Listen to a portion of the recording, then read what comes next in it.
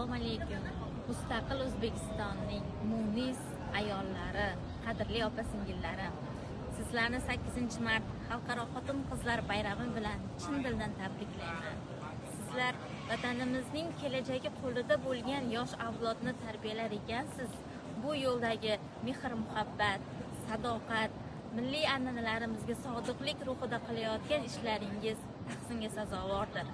O'zbek dilbandlari esa bugungi kunda ilmga bo'lgan qiziqishlari hamda bu yo'ldagi izlanishlari bilan vatanimiz nomini jahonga tanitmoqda.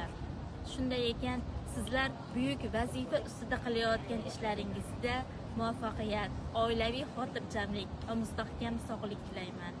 Yana bir bor bayram bilan Avstraliya davlatida tahsil olayotgan El-yurt umidi stipendiyatlari nomidan tabriklayman.